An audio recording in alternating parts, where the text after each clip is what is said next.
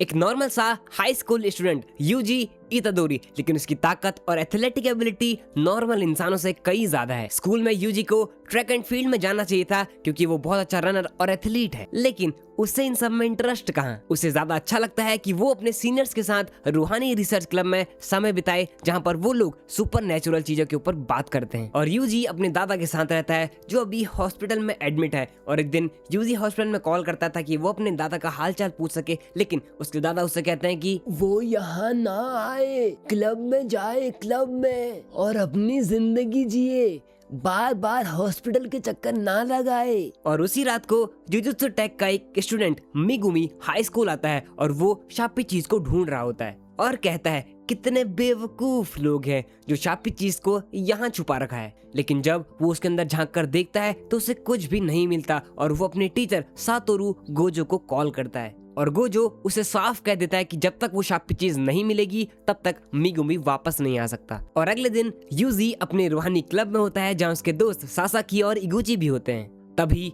Student council president आकर club को बंद करने की धमकी देता है, ये कहकर कि ये क्लब कोई काम का नहीं। क्लब वाले आर्ग्यू करते हैं और बोलते हैं कि तुम्हें मालूम है कि रग्बी प्लेयर्स की तबीयत खराब हुई थी।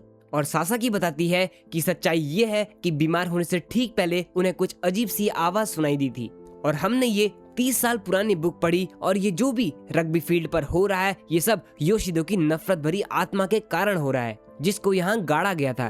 और प्रेसिडेंट बोलता है कि नहीं, ये सब झूठ है, ये सब कीड़ों की वजह से हुआ है। और फिर यूजी भी उस पर चिल्लाता है, लेकिन वो बताता है कि सबसे बड़ी प्रॉब्लम तुम हो यूजी इतादोरी। और फिर ये भी पता चलता है कि यूजी officially track and field team में रजिस्टर्ड है, न कि रूहानी क्लब में। और यूजी बोलता है कि मैंने तो रूहानी क्लब में ही अपना नाम रजिस्टर करवाया था। लेकिन फिर ट्रैक टीम का कोच आता है और वो बोलता है कि मैंने तुम्हारा नाम वहाँ पर लिखवाया है और वो यूजी को टीम ज्वाइन करने के लिए फोर्स करता है। और तभी कोच बोलता है कि अगर तुम्हें वापस से रूहानी क्लब में जाना है तो तुम्हें मुझसे मुकाबला करना होगा। और बात कंपटीशन तक पहुंच जाती है और अब यहाँ गोला फेंक कंपटीशन होने वाला है और यूजी गोले को ऐसे फेंकता है जैसे कि कोई क्रिकेट की बॉल हो और वो वर्ल्ड रिकॉर्ड को इजीली तोड़ भी देता है। ये देखकर सब शॉक हो जाते हैं और आखिरकार यूजी को रूहानी क्लब में ही रहने दिया जाता है। और मिगुमी छुपकर स्कूल में कर्स्ड ऑब्जेक्ट को ढूंढ रहा होता है। यूजी की ताकत देखकर वो कंपेयर करता है जुजुत्सु टेक की सीनियर माकी जेनिन से। और जब यूजी मेगुमी के पास से गुजरता है, मिगुमी उसके अंदर से एक अजीब सी कर्स्ड एनर्जी को फील करता है। इससे पहले कि वो उससे बात करे, यूजी हॉस्पिटल को भाग जाता है कि उसके दादा की तबीयत और भी ज्यादा बिगड़ चुकी थी। हॉस्पिटल में यूजी अपने दादा से मिलने के लिए फूल भी खरीदता है, लेकिन उसके दादा उसे डांटते हैं। बार बार मिलने क्यों आ रहा है और क्यों फूल लेके आया है? लेकिन वो हंसकर कहता है कि मैं ये फूल तुम्हारे लिए नहीं लाता, बल्कि मैं तो इन सुंदर सी नर्स के लिए लेके आता हूँ। और वो यूजी को उसके पेरेंट्स के बारे में कुछ बताना चाहते हैं, लेकिन यूजी सुनना ही नहीं चाहता। और बहस के बाद उसके दादा उसे आखिरी बात कहते हैं कि यूजी हमेशा अपनी ताकत का इस्तेमाल दूसरों को बचाने के लिए करे ताकि वो अकेला ना मरे बल्कि लोगों के बीच मरे। और इसके थोड़ी देर बाद यूजी के दादा का पत्ता कट हो जाता है और यूजी टूट जाता है और वो अपने दादा के जाने का दुख मनाने लगता है। और मिगुमी यूजी से बात करने के लिए हॉस्पिटल तक पहुंच जाता है और बोलता है कि जो भी तुम्हारे पास शापित चीज है वो मुझे दे दो। यूजी बोलता है कि उसे वो चीज मिली थी, लेकिन उसने अपने सीनियर्स को दे दी और आज वो दोनों उसकी सील हटाने वाले हैं। और ये सुन के मिगुमी शॉक हो जाता है और वो बोलता है वो दोनों मरेंगे। उसी रात स्कूल में सासाकी और इगुची दोनों चोरी छुपे घुस जाते हैं और वो उस शापित चीज को खोलना चाहते हैं। और जैसे ही वो उसकी सील खोलते हैं, अंदर से एक कटी हुई उंगली निकलती है और ऐसा करते ही रोशनी बुझ जाती है और पूरे स्कूल में श्राप पैदा होने लग जाता है। इधर यूजी और मिगुमी को स्कूल के पास एक अजीब सा प्रेशर महसूस होता है। मिगुमी उसे बाहर रुकने के लिए कहता है, लेकिन यूजी नहीं मानता। अंदर सासाकी डर कर छुपी होती है। इगुची अचानक आता है, लेकिन उसके सिर पर एक छोटा कर्ज चढ़ चुका है और तभी एक बड़ा सा कर्ज सासाकी पर हमला कर देता है। मिगुमी अंदर घुसता है और अपनी शक्तियों से भेड़ियों को समन करता है। वो कर्ज से लड़ते हैं और बाहर खड़ा यूजी डर रहा होता है और तभी उसे अपने दादा की बात याद आती है दूसरों को बचाने की। अचानक यूजी चौथी मंजिल से खिड़की तोड़कर अंदर कूद जाता है और जैसे ही वो कर्ज सासाकी को मारने वाला होता है, वो अपनी जबरदस्त ताकत से अपने दोस्तों को बचा लेता है और मिगुमी के डिवाइन डॉग्स कर्ज को खत्म कर देते हैं। मिगुमी यूजी की हिम्मत की तारीफ करता है। यूजी मानता है कि वो डर गया था, लेकिन फिर भी उसने मदद की क्योंकि वो अपने दोस्तों को गलत तरीके से मरते हुए नहीं देख सकता। और जब मिगुमी फाइनली र्यूमन सुकुना की उंगली यूजी से लेने जाता है तभी ऊपर से खतरनाक कर्स गिर जाता है और मिगुमी यूजी को बचाने के लिए खुद फंस जाता है और बहुत ही बुरी तरीके से घायल हो जाता है और तभी उसके जो डिवाइन डॉग्स हैं वो भी गायब हो जाते हैं और अब यूजी अकेला पड़ जाता है। वो कर्स को कुछ नहीं कर सकता क्योंकि कर्स को मारने के लिए कर्स की जरूरत होती है, लेकिन उसके पास कोई भी शापित एनर्जी है ही नहीं। और लड़ते लड़ते सुकुना की उंगली कर्स के मुंह में जाने ही वाली होती है और तभी यूजी उसे अपने मुंह में पकड़ लेता है और सबको बचाने के लिए वो शापित सुकुना की उंगली को खा लेता है। जैसे ही यूजी उंगली को निगलता है र्यूमन सुकुना यूजी के शरीर में रीइंकार्नेटेड हो जाता है। यूजी सुकुना की ताकत से कर्स को आसानी से मार देता है, लेकिन मिगुमी डर जाता है क्योंकि सुकुना इंसानों का सबसे बड़ा दुश्मन है और अब वो वापस आ चुका है। लेकिन चौंकाने वाली बात यह होती है कि यूजी अपनी इच्छा शक्ति से सुकुना को जब चाहे बाहर निकाल सकता है और जब चाहे उसे दबा सकता है, यानी उसका अपने शरीर पर पूरा कंट्रोल है। और ये देखकर मिगुमी और भी ज्यादा शॉक हो जाता है। यूजी अपने दोनों हाथ ऊपर उठाकर बताता है कि वो ठीक है और वो कंट्रोल में है और किसी को नुकसान नहीं पहुंचाना चाहता। और वो मिगुमी से कहता है कि अभी सबसे जरूरी बात यह है कि उनकी हालत बहुत ज्यादा खराब है और उन्हें हॉस्पिटल चलना चाहिए। लेकिन मिगुमी को भरोसा नहीं होता, उसे डर लगता है और वो सोचता है कि कौन बात कर रहा है, यूजी इतादोरी या फिर वो शापित आत्मा।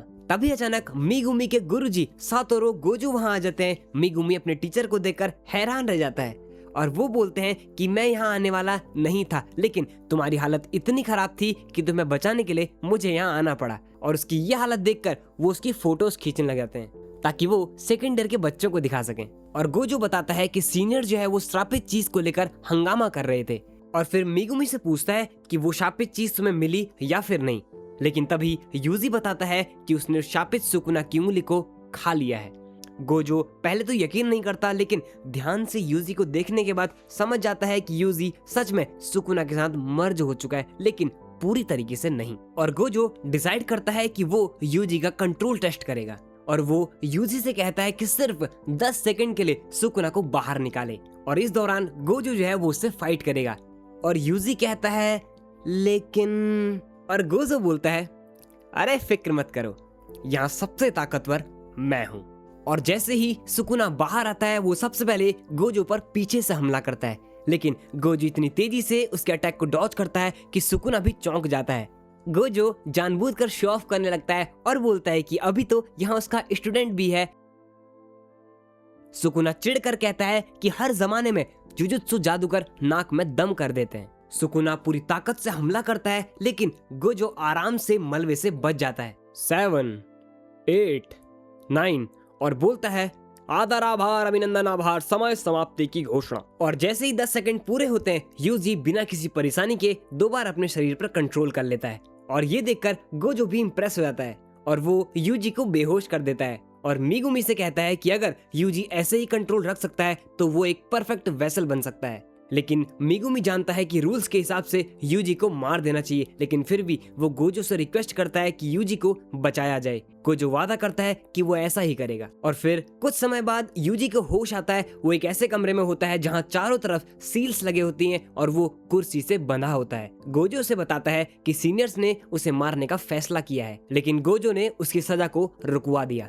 अब प्लान ये है कि यूजी सुकुना की सारी 20 की 20 उंगलियां खाएगा। जब सारी उंगलियां खत्म हो जाएंगी तब यूजी को भी मार दिया जाएगा ताकि सुकुना हमेशा के लिए खत्म हो जाए।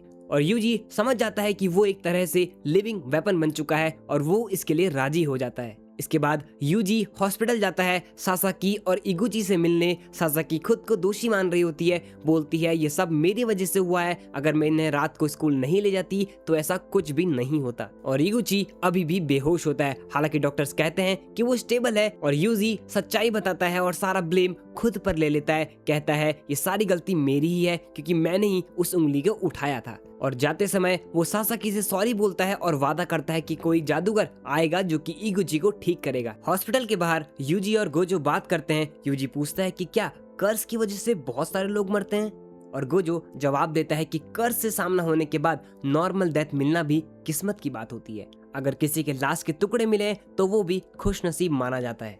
गोजो यूजी को मुर्दा कर ले जाता है जहाँ यूजी अपने दादा की अस्थियां लेता है और यूजी पूछता है कि क्या वो दूसरी उंगली तुम्हारे पास अब भी है। और गोजो उसे दूसरी उंगली देता है सुकुना की, लेकिन यूजी कहता है कि आज उसे उंगली को देखकर बड़ी घिन आ रही है। और फिर यूजी दूसरी सुकुना की उंगली को भी निगल लेता है। गोजो उसे दूर से देख रहा होता है कि अब सुकुना कैसा रिएक्ट करेगा, क्योंकि उसने 2 उंगलियां खा ली हैं। इसका मतलब सुकुना की 10% शक्ति उसके पास आ चुकी है। लेकिन यूजी बस इसलिए स्ट्रगल करता है क्योंकि उसे उंगली बहुत ज्यादा गंदी लगती है और वो बोलता है, छी छी, मुझे इससे बहुत ज्यादा घिन आ रही है। और इससे साफ हो जाता है कि यूजी के पास सुकुना को कंट्रोल करने की रेयर एबिलिटी है, जो हजारों सालों में किसी के पास नहीं थी। यूजी कहता है कि वो मरना नहीं चाहता, वो कर्ज से लड़ना चाहता है और सुकुना की सारी उंगलियां खत्म करना चाहता है। उसका फैसला सुनकर गोजो उसे सामान पैक करने को कहता है। यूजी पूछता है कहाँ जाना है। तभी मिगुमी आता है और बताता है टोक्यो। और वो लोग मेट्रोपॉलिटन जुजुत्सु टेक्निकल स्कूल जा रहे हैं और वो बताता है कि पूरी दुनिया में जुजुत्सु जादूगरों का सिर्फ 2 ही स्कूल है और ये स्कूल पहाड़ों के बीच छुपा हुआ होता है और बाहर से ये एक गुरुकुल जैसा लगता है, लेकिन कई जुजुत्सु के जादूगर इसे पढ़ाई होने के बाद बेस की तरह यूज करते हैं। गोजो से बताता है कि प्रिंसिपल तुम्हारा इंटरव्यू लेंगे, अगर कोई गड़बड़ की तो वो तुम्हें एडमिशन नहीं देंगे। और यूजी कहता है तो क्या वो मुझे मार देंगे।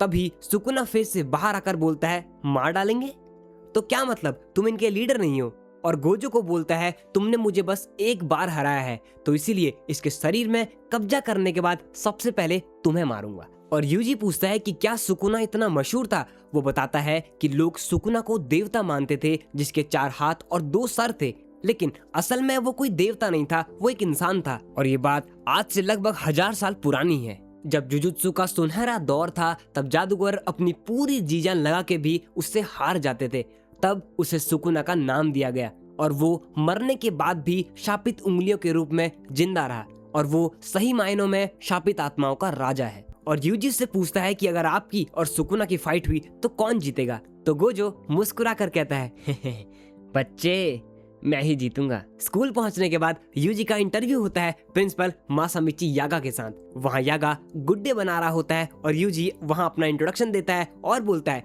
मैं हूँ यूजी इतादोरी और मुझे सनी लियोनी जैसी लड़कियां पसंद हैं, आपसे मिलकर अच्छा लगा। और यागा यूजी से पूछता है कि वो स्कूल क्यों ज्वाइन करना चाहता है। यूजी कहता है कि वो जुजुत्सु सीखना चाहता है और लोगों की मदद करना चाहता है क्योंकि ये उसके दादा की आखिरी इच्छा थी। और यागा उससे गुस्सा हो जाता है और कहता है कि यूजी सिर्फ किसी और की इच्छा के लिए लड़ रहा है, अपनी नहीं। यागा अपनी शापित डॉल से यूजी पर हमला करवा देता है और वो उसे समझाता है कि ये काम आसान नहीं है क्योंकि जुजुत्सु जादूगर को थोड़ा पागल और बहुत जुनूनी होना पड़ता है। वो यूजी से पूछता है कि अगर कोई श्राप तुम्हें मार दे तो क्या वो अपने दादा को दोष देगा।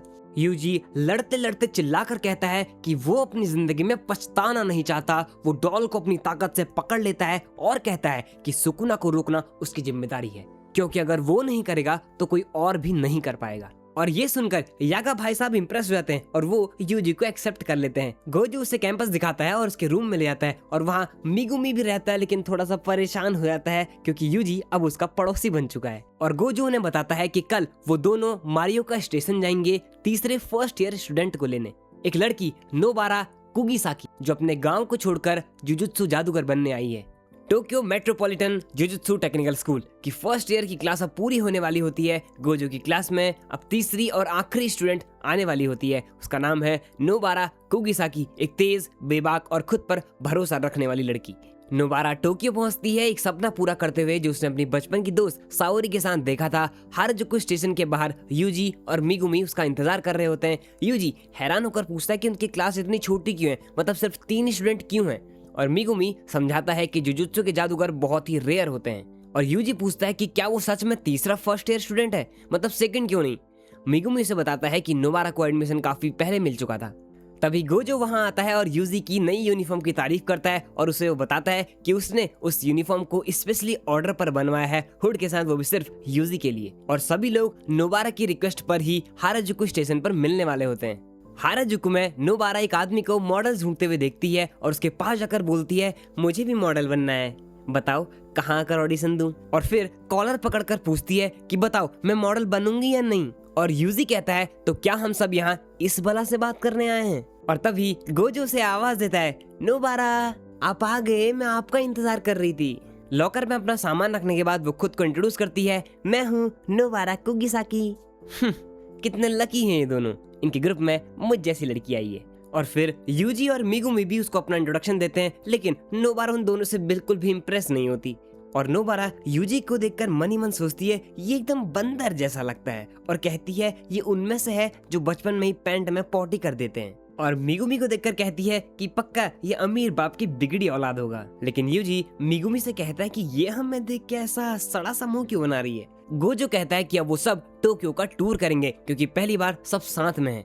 यूजी और नोबारा ये सोचते कि उन्हें रोपोंगी जैसी जगह देखने को मिलेगी, लेकिन गोजो उन्हें कब्रिस्तान के पास खड़ी अबेंडेंट बिल्डिंग में ले जाता है जहाँ कर्स ने डेरा डाल रखा होता है। मिगुमी समझाने लगता है कि कब्रिस्तान से जुड़ा डर कैसे कर्स पैदा करता है, और तभी नोबारा को वहाँ पता चलता है कि यूजी ने सुकुना की उंगली निगली है, जिसे सुनकर उसे बहुत ज्यादा घिन आ जाती है और वो बोलती है यू तुम मुझसे दूर ही रहो।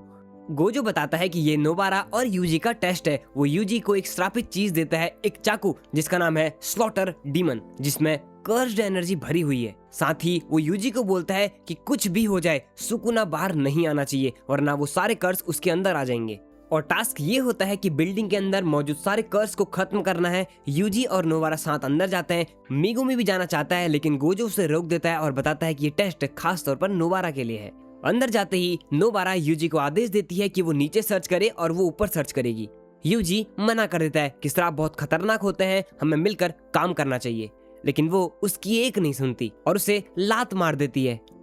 मम्मी मार दिया रे। और तभी अचानक ऊपर से कर्स हमला कर देता है। यूजी के रिफ्लेक्सेस इतने तेज होते हैं कि वो चाकू से कर्स को काटकर खत्म कर देता है। बाहर बैठा गोजो देखता है कि यूजी बिना किसी हेजिटेशन के कर्स से लड़ रहा है, और वो मानता है कि एक जुजुत्सु जादूगर बनने के लिए थोड़ा पागल होना जरूरी है, क्योंकि कर्स बहुत ही डरावने होते हैं। और ये टेस्ट ये देखने के लिए भी है कि नोबारा के अंदर कितनी सनक है। ऊपर नोबारा का सामना एक श्राप से होता है जो कि पुतलों में छुपा हुआ होता है। नोबारा अपने हथौड़े और कीलों से पुतले के चेहरे पर हमला करती है, जिससे कर्स खुद को रिवील करने पर मजबूर हो जाता है, क्योंकि शहर की कर्सेस गाँव के कर्सेस से कई ज्यादा स्ट्रॉन्ग होते हैं, क्योंकि वो इंसानों के इमोशंस से पैदा होते हैं। नोबारा कर्स्ड एनर्जी से भरी अपनी कीलों से पुतलों का सिर उड़ा देती है, लेकिन इसके बाद एक छोटा बच्चा छुपा हुआ मिलता है। बच्चा बाहर आने के लिए मना करता है, तभी एक इंटेलिजेंट कर्स उस बच्चे को हॉस्टेज बना लेता है। नोबारा जानती है कि लॉजिकली उसे खुद को बचाना चाहिए, लेकिन वो बच्चे को बचाने के लिए खुद सरेंडर कर देती है। और उस पल नोबारा को अपने दोस्त साओरी की याद आती है कि काश मरने से पहले मैं उससे मिल पाती। तभी एंट्री होती है यूजी की, और यूजी पीछे की दीवार तोड़ते हुए अंदर आ जाता है और कर्स का हाथ काट देता है, जिससे बच्चा आजाद हो जाता है और कर्स भागने की तैयारी करता है। लेकिन नोबारा उसे कटे हुए हाथ पर अपनी स्ट्रॉडॉल टेक्निक का यूज करती है। वो स्ट्रॉडॉल और हाथ को कील के ऊपर डाल के बोलती है एक हो जाओ, और कर्स को पूरी तरीके से खत्म कर देती है। मिशन के बाद नोबारा अपने पास्ट के बारे में सोचती है। उसके दोस्त साओरी को गांव के लोग इसलिए अलग कर देते थे क्योंकि वो टोक्यो से आई थी, और गांव के लोग साओरी को बहुत परेशान करते थे। और नोबारा ने उन्हीं लोगों को गलत साबित करने के लिए जुजुत्सु टेक को ज्वाइन किया और टोक्यो आने का फैसला किया। और नोबारा को लगता है कि अगर वो भी गांव में रहती तो उसकी जिंदगी मौत से बदतर हो जाती। और टास्क पूरा होने के बाद नोबारा यूजी को धन्यवाद देती है। बच्चे को उसके घर भेज दिया जाता है और गोजो रिवॉर्ड में सभी को डिनर पर ले जाने की बात करता है। और नोबारा को याद आता है कि उसका सामान अब भी हाराजुकु के लॉकर में ही है, और वो यूजी से कहती है कि मेरा सामान ले आओ, लेकिन यूजी मना कर देता है। और नोबारा उससे कहती है कि जीत उसकी टेक्निक की वजह से हुई है, लेकिन यूजी कहता है कि उसकी ताकत ने भी मदद की। लेकिन नोबारा उससे बोलती है कि वो ताकत तुम्हारी नहीं सुकुना की उंगली से आई है। और यूजी कहता है मैं पहले से ही ताकतवर था, है ना मिगुमी? लेकिन मिगुमी चुप खड़ा रहता है, और गोजो मजाक में कहता है मिगुमी इसलिए नाराज है क्योंकि वो लड़ नहीं पाया। और नोबारा उसे देखकर कहती है ओ ले बच्चे को बुरा लगा। लेकिन फिर शहर में एक मुसीबत आ गई। एक अजीब सा अव्वल दर्जे का कर्स दिखाई दिया। उसे उन लोगों ने भी देखा जो जुजुत्सु के जादूगर भी नहीं है। मामला बहुत इमरजेंसी का था और फर्स्ट ईयर के तीनों स्टूडेंट्स को वहां भेजा गया। यूजी, मिगुमी और नोबारा ये तीनों फर्स्ट ईयर जुजुत्सु स्टूडेंट्स अब तक के सबसे खतरनाक मिशन पर भेजे जाते हैं। इस मिशन को उन्हें देने आता है इजिची, जो टोक्यो जुजुत्सु हाई स्कूल का असिस्टेंट मैनेजर है। इजिची इन्हें एक जुवेनाइल डिटेंशन सेंटर लेकर जाता है और कहता है कि डिटेंशन सेंटर के ब्लॉक 2 में अब भी उस श्राप के साथ 5 कैदी फंसे हुए हैं, और ये एक ऐसा कर्ज है जो आगे चलकर अव्वल दर्जे की श्रापित शक्ति बन सकता है। लेकिन यूजी को समझ नहीं आता कि अव्वल दर्जे का कर्ज कितना खतरनाक हो सकता है, तो इजिची उसे डिटेल में समझाता है। चौथे दर्जे की शक्ति, उसे लड़ने के लिए मोटा डंडा ही काफी है। तीसरे दर्जे की शक्ति, जिसे तुम पिस्टल से भी हरा सकते हो। दूसरे दर्जे की शक्ति, इनके लिए शॉटगन भी काफी नहीं है। पहले दर्जे की शक्ति, इनको टैंक से भी हराना बहुत मुश्किल है। और अब अव्वल दर्जा, जब तुम्हारे पास बहुत सारे बॉम्ब हो तब जाके तुम उससे मुकाबला कर पाओगे। और बोलता है बदकिस्मती से हमारे पास लोगों की कमी ही रहती है, इसीलिए तुम्हें अक्सर अपनी काबिलियत से ज्यादा हार्ड मिशन मिलेंगे। और वो साफ चेतावनी दे देता है कि अगर सामने अव्वल दर्जे की शक्ति आ गई तो भाग जाना, वरना मारे जाओगे। और बेवजह हीरो बनने की कोशिश करोगे तो बहुत बुरा फंसोगे। मिशन का गोल एकदम सीधा है, अंदर जाकर चेक करना है कि कोई जिंदा है या नहीं, अगर है तो उसे बाहर निकालना है। और तभी एक माँ रोते हुए रिक्वेस्ट करती है कि उसके बेटे तादाशी को बचा लिया जाए। ये सुनकर यूजी पूरी तरीके से इमोशनल हो जाता है और अपने दोनों साथियों से कहता है कि वो हर हाल में सभी को बचाएंगे। मिगुमी और नोबारा दोनों हाँ बोल देते हैं। और फिर इचिजी एक कवच डाल देता है, एक बैरियर जो बाहर की दुनिया से अंदर की चीजें छुपा देता है। और मिगुमी अपने व्हाइट डिवाइन डॉग्स को समन करता है ताकि कोई कर्स पास आए तो उन्हें पहले ही पता चल जाए। और तीनों अंदर जाते हैं और मिगुमी हैरान हो जाता है क्योंकि अंदर जो छलावा हुआ है वो किसी श्रापित शक्ति ने अपनी ताकत से पैदा किया है। यूजी और नोबारा पैनिक करने लगते हैं क्योंकि जिस दरवाजे से वो आए होते हैं वो अब गायब हो चुका है। लेकिन मिगुमी कॉन्फिडेंट रहता है कि उसका डिवाइन डॉग सूंघ कर दरवाजे का पता लगा लेगा और बोलता है कि चलो आगे बढ़ें। और अंदर चलते चलते उन्हें इंसानों के कटे हुए सिर मिलते हैं। यूजी वहां तादाशी का शरीर पहचान लेता है, वही लड़का जिसकी माँ बाहर रो रही थी। यूजी कहता है कि उसकी बॉडी बाहर ले जाते हैं, लेकिन मिगुमी मना कर देता है। और फिर मिगुमी यूजी को सच्चाई बताता है। वो कहता है कि तादाशी यहाँ इसलिए बंद था क्योंकि उसने नशे में गाड़ी चलाते हुए एक छोटी बच्ची को मारा था। और मिगुमी यूजी से सवाल करता है कि अगर यूजी किसी को बचाता है और वो इंसान आगे चलकर किसी को नुकसान पहुंचाता है तो तुम क्या करोगे। और यूजी जवाब में पूछता है कि अगर ऐसा है तो तुमने मुझे क्यों बचाया था। लेकिन तभी नोबारा चिल्लाने लगती है और कहती है कि ये बहस का वक्त बिल्कुल नहीं है। लेकिन अचानक जमीन के अंदर से एक कर्स उसे खींच लेता है। मिगुमी शॉक हो जाता है क्योंकि उसका जो व्हाइट डिवाइन डॉग है वो कुछ भी सेंस नहीं कर पाया। और तभी उसे एहसास होता है कि उसका जो व्हाइट डिवाइन डॉग है उसे किसी ने चुपचाप मार दिया है। मिगुमी घबरा कर कहता है कि उन्हें भागना चाहिए। तभी सामने आ जाता है एक अव्वल दर्जे की श्रापित शक्ति। और यूजी डर के बावजूद भी पहले हमला करता है और वो अपने चाकू से वार करता है। लेकिन कर्स यूजी का बायां हाथ काट देता है और उसका चाकू भी तोड़ देता है। और उधर नोबारा एक अलग ही अंधेरी जगह में फंस जाती है जहां कई बड़े बड़े मास्क वाले कर्स उसे घेर लेते हैं। और यूजी डर के मारे सुकुना से मदद मांगता है, लेकिन सुकुना मना कर देता है और कहता है अगर तुमने मुझे बाहर बुलाया तो मैं सबसे पहले तुम्हारे दोस्त को मारूंगा, फिर उस लड़की को मारूंगा जो बहुत जोशीली है। और अव्वल दर्जे की श्रापित शक्ति का हमला इतना भारी होता है कि मिगुमी तक डर जाता है। यूजी उससे कहता है कि वो नोबारा को बचाने जाए और जैसे ही वो दोनों बाहर निकल जाएंगे तब वो सुकुना को बाहर ले आएगा। मिगुमी अपने ब्लैक डिवाइन डॉग के साथ नोबारा को ढूंढने के लिए निकल जाता है। और इधर यूजी बहुत ही बुरी तरीके से अव्वल दर्जे की श्रापित शक्ति से पिट रहा होता है। मिगुमी नोबारा तक पहुंच जाता है ठीक समय पर। जब नोबारा को वो निगलने ही वाला होता है मिगुमी उसे बचा लेता है। यूजी को एहसास होता है कि वो यहाँ मर सकता है। उसे समझ में आता है कि वो हमेशा प्रॉपर डेथ की बात करता रहा, लेकिन अब खुद उसकी मौत जो है वो प्रॉपर नहीं होने वाली। और वो रोने लगता है और उसी पल उसे समझ में आता है कि उसे अपने नेगेटिव इमोशंस, नफरत, डर, पछतावा को अपनी मुट्ठी में बदलना होगा।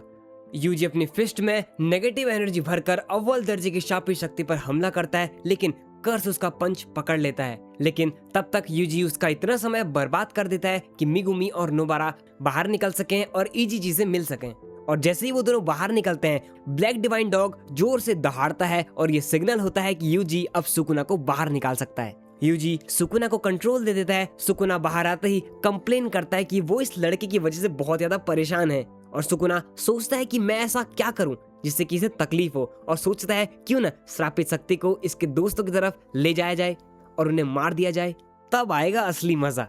लेकिन अव्वल दर्जे की जो शापित शक्ति होती है वो सुकुना से हाथ मिलाने के लिए मना कर देता है और उसी पर हमला करने लगता है, जो कि उसकी सबसे बड़ी गलती होती है। और फिर सुकुना हर अटैक को आसानी से रोक देता है। लड़ाई के दौरान यूजी का कटा हुआ हाथ भी रीजनरेट हो जाता है। सुकुना समझ जाता है कि कर्स अपने ओरिजिन को छोड़ना नहीं चाहता, इसलिए उसने मरना चुना है। मिगुमी इचिजी से कहता है कि नोबारा को हॉस्पिटल ले जाए और मिगुमी खुद बाहर यूजी का इंतजार करता रहता है। सुकुना अव्वल दर्जे की शापित शक्ति को पूरी तरीके से डोमिनेट करता है और उसे कहता है एक बात बताऊं, हम दोनों को यहाँ अव्वल दर्जे की शक्ति कहते हैं और उसे इंसल्ट लगती है और कर्स बार बार हील करता है, लेकिन सुकुना उसे दिखाना चाहता है कि असली जुजुत्सु क्या होता है और सुकुना अपना मेलवलेंट श्राइन एक्टिवेट करता है जिससे अव्वल दर्जे की श्रापित शक्ति टुकड़ों में कट जाती है। सुकुना वो उंगली वापस ले लेता है जिससे कि कर्स बना था। अब सुकुना यूजी से कहता है कि अबे गधे, अगर तुझे वापस से कंट्रोल लेना है तो ले ले, लेकिन यूजी की तरफ से कोई जवाब नहीं आता।